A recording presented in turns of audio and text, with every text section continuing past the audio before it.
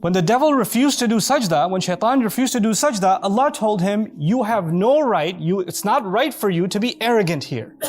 The problem of the devil was arrogance. And that's the reason he got kicked out. فَخْرُجْ إِنَّكَ مِنَ الصَّاغِرِينَ. Get out of here. He was expelled because he was arrogant. Now, because he's angry at humanity, you expect that he would turn back to Allah and say, well, you kicked me out of here because I'm arrogant.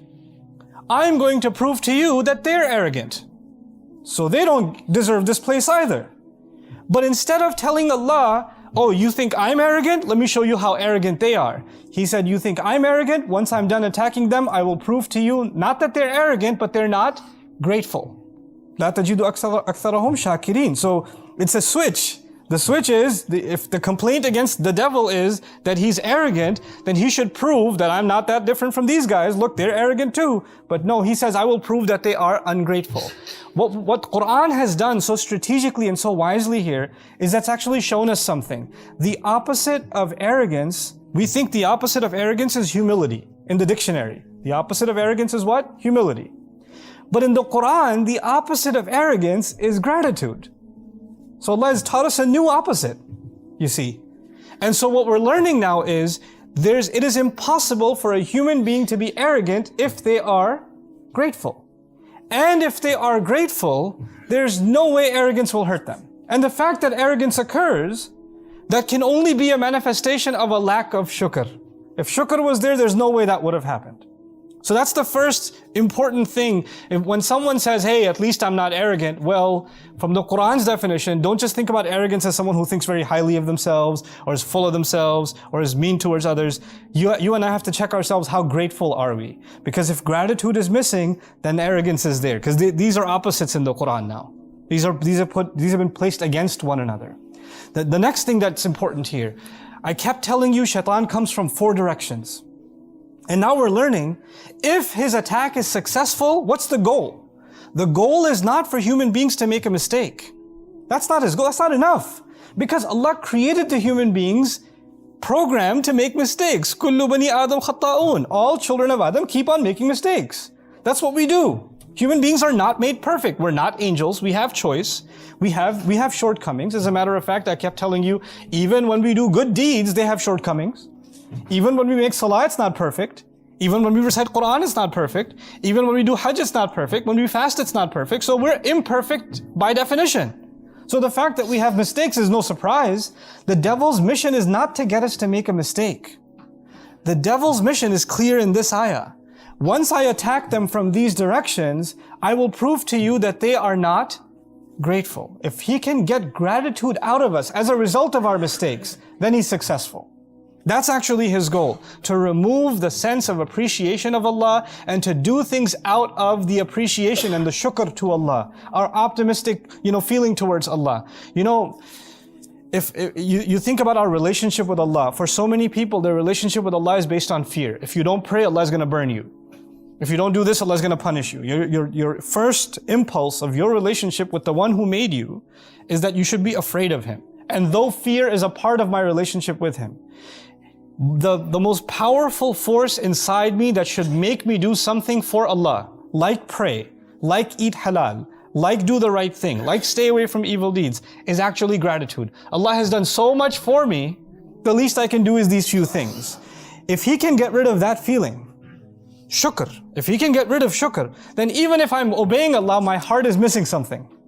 It's not going to have what it really, really needs to be able to carry on. It is out of a sense of gratitude that we are in obedience to Allah. Which is why Fatiha, that calls us to Allah's worship, إِيَّاكَ نَعْبُدُ, begins with gratitude.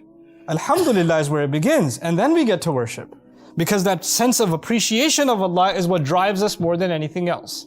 But really what I wanted to spend the majority of this khutbah on is these attacks again, and how each of them, we can be protected from those attacks if we are grateful. Now let me phrase that another way. He said to Allah, I will attack them from 4 sides, and I'll prove to you that they're not grateful. In other words, if they were grateful, these attacks wouldn't have worked. If they're actually grateful, then the attacks will fail. If they have shukr, they're not gonna succeed. So though I've given you long explanations of each of those directions, I'm gonna walk you through each of them again briefly and describe to you in simple terms, how if we can remember to be grateful to Allah, we can actually protect ourselves from the waswasa of shaitan. When he comes from the front, he attacks you and me from the front, he tempts us from what we can have. You see something in front of you, you're tempted by it, the greed. And what comes from the front is also your future. You start thinking about your future or worried about your future. Is this going to happen or is that going to happen? And sometimes you start making bad decisions, decisions that Allah won't be happy with because you're concerned about your future. If you and I have shukr inside us, deep gratitude of Allah inside us, then we know that if you look back in your past, how many times has Allah provided for you? How many times have you been and I've been in a problem and Allah has taken care of us all this time? Why do you think that all of a sudden now Allah will not take care of you? In other words, whatever temptation comes to you from the front, if you and I can learn to be grateful for what we have and not go towards something more than what we need, not let our greed get in the way, not let our reliance of Allah go away, but be grateful, He's taken care of me this far, why would He leave me now? This is the same thing Allah said to His Messenger sallallahu alaihi wasallam, مَا وَدَّعَكَ رَبُّكَ وَمَا قَلَى. Allah didn't abandon you. Just because you're going through a hard time and you see something in front of you that you might just grab onto and take it because you're desperate, no. وَوَجَدَكَ ضَالًّا فَهَدَى وَوَجَدَكَ عَائِلًا فَأَغْنَى.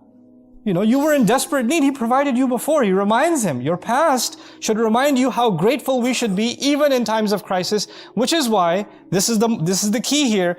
If you're tempted by something that comes in front of you, أَمَّا بِنِعْمَةِ رَبِّكَ فَحَدِّثْ, then actually be grateful to Allah by talking about the favor Allah has done for you.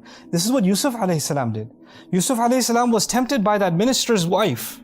She tried to seduce him. What was his immediate response? مَعَاذَ اللَّهِ إِنَّهُ رَبِّي أَحْسَنَ مَثْوَايَ. My master has been really good to me.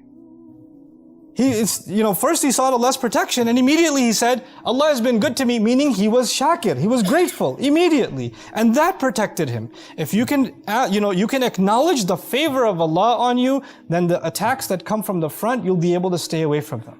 The attacks from behind are scarier though. The attacks from behind are like I described to you before, sometimes people were living in a life of sin. They were doing things they weren't supposed to do, and Allah pulled them out. Maybe it happened last Ramadan, maybe it happened last Jumu'ah, maybe it happened 2 hours ago, I don't know. But Allah pulled you out of sin. And you feel the burden lift from inside you. That's a feeling only you know, nobody else, you can't even describe it to anybody else. You can feel the tears rolling down your eyes because Allah has pulled you into light again. And He's removed darkness from you. And the evil that you felt that was weighing on you has been taken away from you. Now you're in a sense of relief that Allah has actually given you this gift, that He's able to get you away from a life of evil, from a sin. Now that you have that for a while, the devil comes back and says, hey, want to go back? He tries to pull you back again. And when he's about to pull you back, at that moment you and I have to remember the moment we felt gratitude that Allah pulled us out.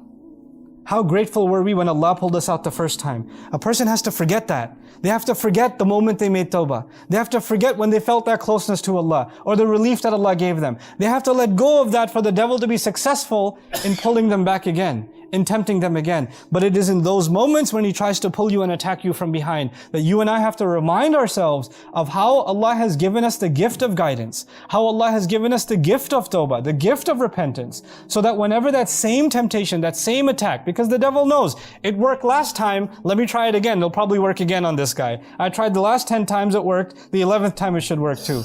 But if you've made tawbah and you've tasted its sweetness, that's what you should be grateful for. And that's what you have to remind yourself of. And if you can remind yourself of that, that attack won't work. If you can, and speak of it. Actually, if not to anybody else, speak to yourself of it. Ya Allah, you pulled me out of this. I will not let myself fall again. I am grateful for how you pulled me out of this mess. Look at all the evil that came in my life as a result of my mistake. Ya Allah, I'm not going to fall into that again.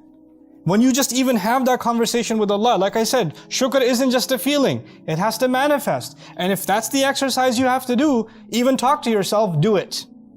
Do it. Just don't do it in front of people. They'll think you're weird. If you're in your car by yourself, just talk to Allah. And acknowledge to Him that you are not going to be pulled back again by the call of shaitan.